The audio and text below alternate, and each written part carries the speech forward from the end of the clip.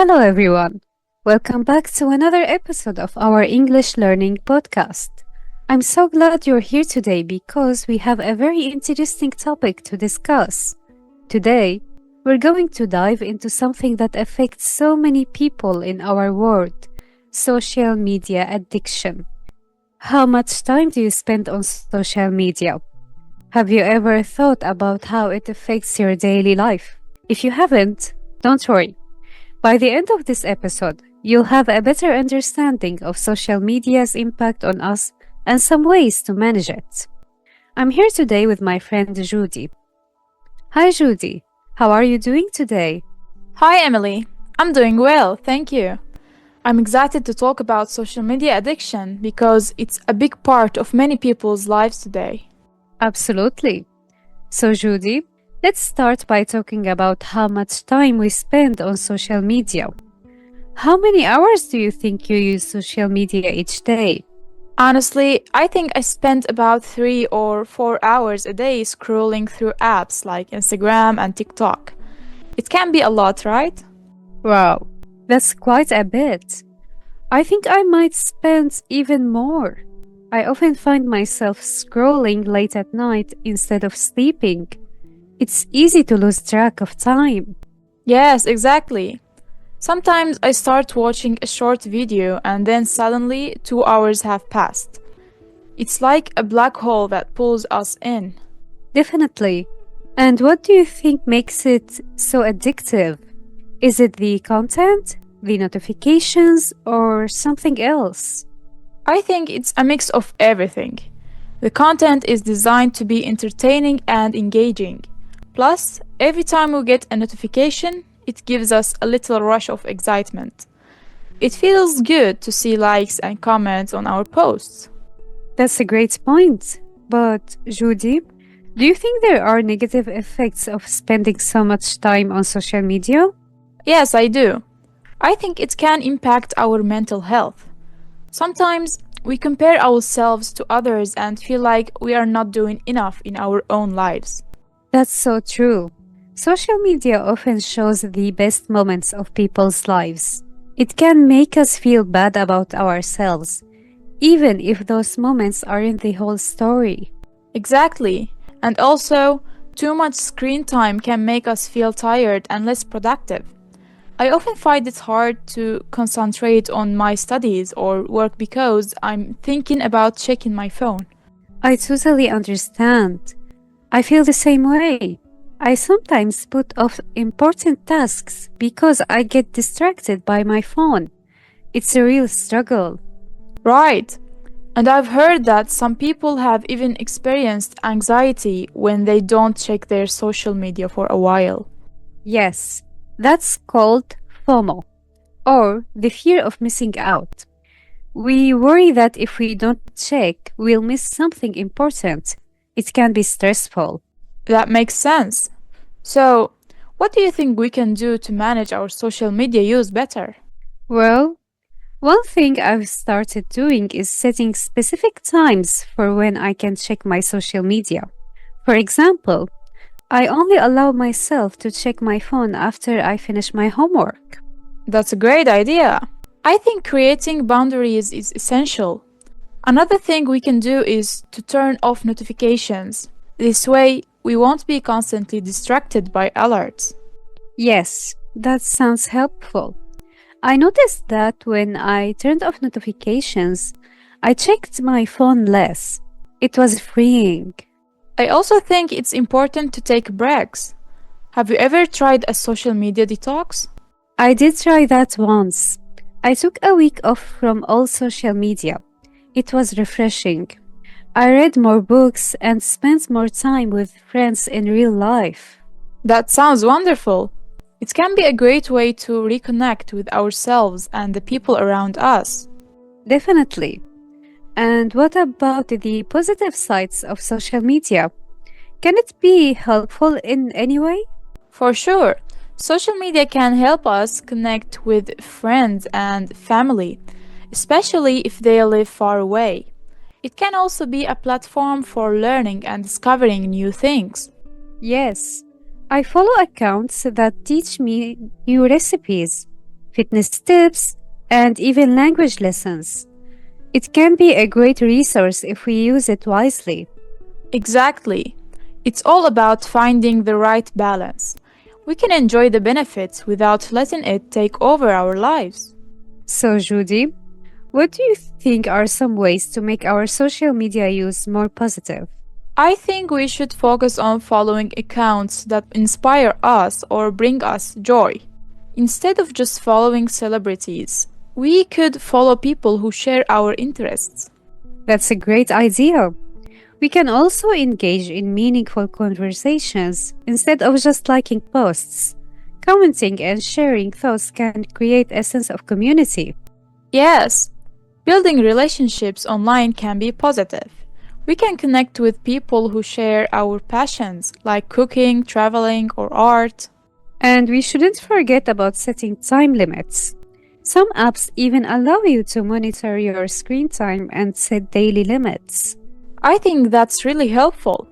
It can remind us to step away from our screens and do something else, like going for a walk or practicing a hobby.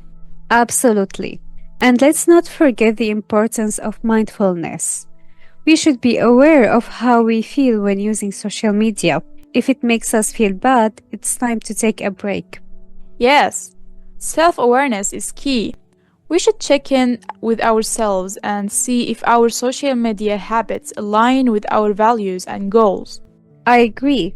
So, to wrap up, Judy, what do you think are the main takeaways from our conversation today? I think the main points are to be mindful of our social media use, set boundaries, and focus on connecting with positive content. It's okay to enjoy social media, but we need to be aware of its impact on our lives. Perfectly said. Social media can be fun and helpful, but it's essential to find a balance. Let's challenge ourselves to be more intentional with our use. Yes, let's do it. And to our listeners, we encourage you to reflect on your own social media habits. Maybe try taking a break or setting some limits this week. Now that we've discussed social media addiction, let's explore some important words related to our topic. Yes, these words will help you understand more about social media and its effects. We'll explain each word and then we will share some fun examples. Sounds great, Rudy. Let's start with our first word, addiction. Addiction is when someone cannot stop doing something, even if it is bad for them. Can you give me an example? Sure. My friend has an addiction to playing video games. She plays for hours every day. Now, Emily, let's move on to the word social media. Social media includes websites and apps where people share information and connect with others. Can you give me an example? Of course. I use social media to talk to my family and see their photos. Next, let's talk about the word scrolling. Scrolling means moving your finger up and down on a screen to look at different posts or pictures. What's your example, Judy? Oh, that's easy. I spend too much time scrolling through my Instagram feed every night. Now, let's discuss the word notification. A notification is a message that tells you something has happened, like someone liking your photo. Can you give me an example, Emily? Yes. I got a notification that my friend commented on my post. Let's talk about content. Content is the information, pictures, or videos that people share on social media. What's your example, Judy? I love watching cooking content on YouTube. It gives me new ideas for dinner. Next is FOMO. FOMO stands for fear of missing out. It is the feeling that you might miss something important or fun if you don't check social media. Can you give me an example? Sure. I often feel FOMO when I see my friends at a party without me. Now, let's talk about mental health. Mental health is how we feel and think about ourselves. Social media can sometimes affect our mental health. What's your example, Judy? I feel better about my mental health when I take breaks from social media. Next is screen time.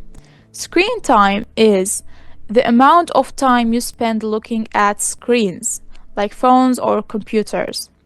Can you give me an example, Emily? Yes, I try to reduce my screen time so I can read more books. Let's discuss the word balance.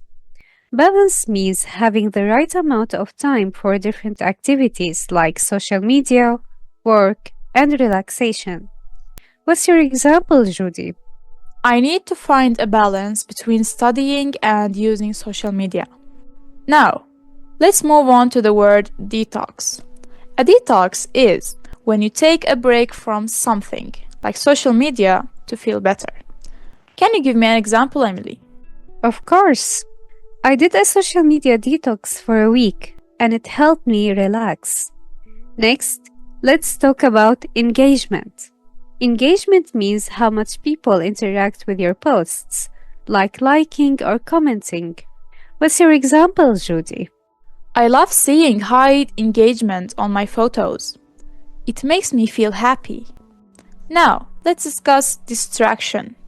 A distraction is something that takes your attention away from what you should be doing. Can you give me an example, Emily? Yes, my phone is a big distraction when I try to study. Let's move on to the word mindfulness. Mindfulness is being aware of your thoughts and feelings.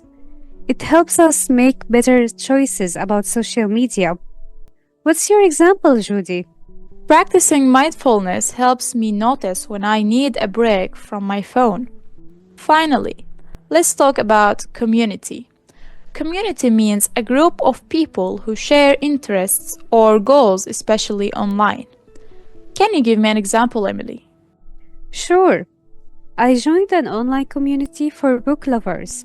We shared our favorite reads. And that brings us to the end of today's vocabulary.